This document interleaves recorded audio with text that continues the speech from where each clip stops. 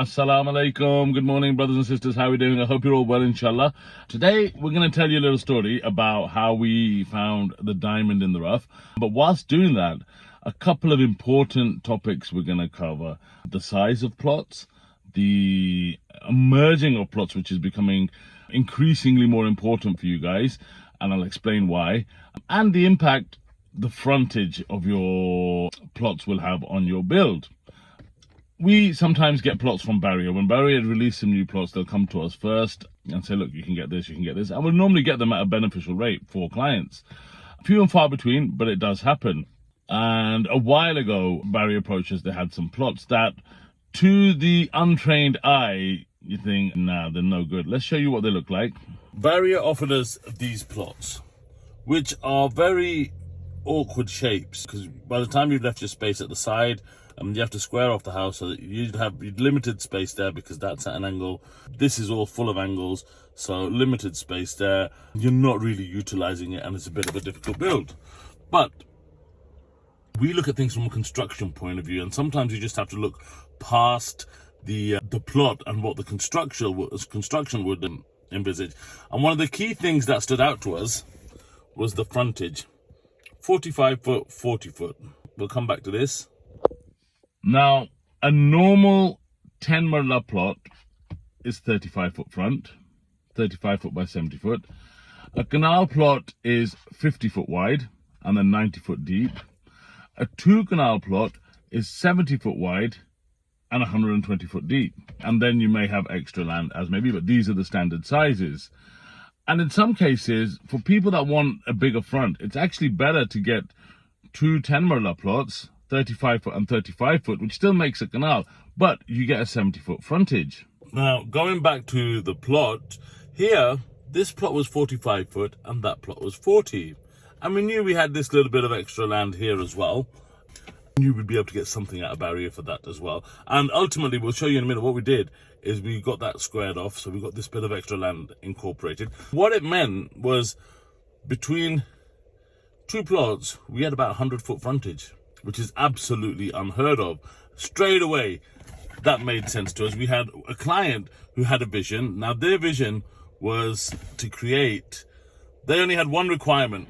His mum, he showed his mum this, and this is the elevation they liked, but you can see the frontage of this is immense. Even on a canal, it'd be difficult to get that actual dimension onto a canal plot. But again, what we did was we actually saw past the plot and saw into construction. We had a client that had this requirement. We had these plots come up that we knew not the average person isn't going to buy them. They're not going to make sense, but we had to look past the actual plot, look at the construction side, and then straight away the light bulb went on. Yes, we've got that big frontage. How can we use it? Our design team went to work, and what we did was, this was the reference image we were given. This is what we designed according to the potential layout we could have. And let's show you how it's manifesting on site, mashallah. Now, mashallah, you can see it, absolutely stunning. And look at the impact that frontage now has.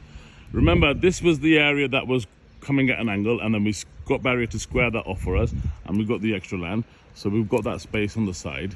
But the biggest benefit of this, the biggest benefit was that we're in a 10 marla area. That's actually one of ours as well. In this 10 marla area, we were, because of the shape of the plots, we knew what we were going to do. Because of the shape of the plots, we managed to get them at a very competitive price. We gave that client the benefit. Because of this 10 marla area, this plot, this house, will forever be the crown jewel of this area. You've got the frontage of 3 10 marla houses, which no one's ever going to build one house like this, but we managed to get the benefit, get the client plots at a very cost-effective rate, and this will always be the crown jewel. Now, before we go inside and we go close to the house, show you the outside, show you the inside, let's talk about the merging process for a second, because it's becoming ever increasingly more important for you guys. Everybody's coming up to it. It's no longer just the 10 marla houses. Everybody's looking for bigger houses. Why? Because again, more and more of you are coming over, more and more of you are looking at Pakistan as a residential destination, a lifestyle choice, spending more time here, less time in England. So again, because you're associating that value with the time spent here, you're willing to spend more. So everyone's asking, I want maybe a 10 marla with some lawn as well, or just that bigger frontage. And so what immediately comes into mind is either firstly a plot with extra land, which we discussed previously. The other option is getting 2 plots and merging them. Now the rule of barrier is that you can buy 2 plots and merge them. You can't buy like a canal plot and dissect it into 2 10 marlas. You can't do that, make a bigger plot, smaller ones. But what you can do is merge 2 plots. So we have done it in the past. What you can do is you can buy 2 10 marla plots together. Now these are weird shaped 10 marlas, but we made it work, alhamdulillah, and we're going to show you all that. But 2 10 marla plots, you can do a temporary merging or a permanent merging. So a temporary merging means you build on one according to the bylaws of one house, but you can put a boundary wall around the second plot and that will be your lawn. Now, if at any point you want to sell that or liquidate it or build on it, you can unmerge it and treat it as a normal plot. It's cash, it's sat there, you can sell that. But whilst you've got it, use it as your lawn. Or alternatively, do a permanent merging, which in this case we did, and build on both. Now, let's show you. Now, there's going to be a lot more of an intricate design in there. We're going to show you that later on, but let's just show you the impact we've got. Okay, look at this entrance. How grand is that, mashallah? And again, a lot of the base design has already been done whilst we've been plastering. There's going to be a lot of intricate detail going on these. You've seen it in our houses previously, but when this is prepped, it's going to be immense.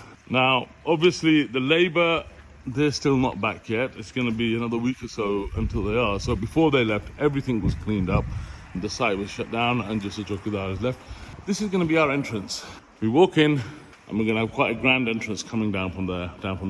And then we've got this balcony going across there. Okay.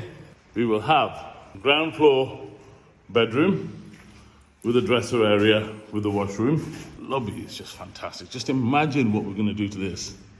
Then we'll come onto those areas. A very important part of the house, prayer room. So you walk in here, this will be the wuzu area, washroom and prayer room. Across that side will be our drawing room, dining room. Okay. So again, big spaces, mashallah.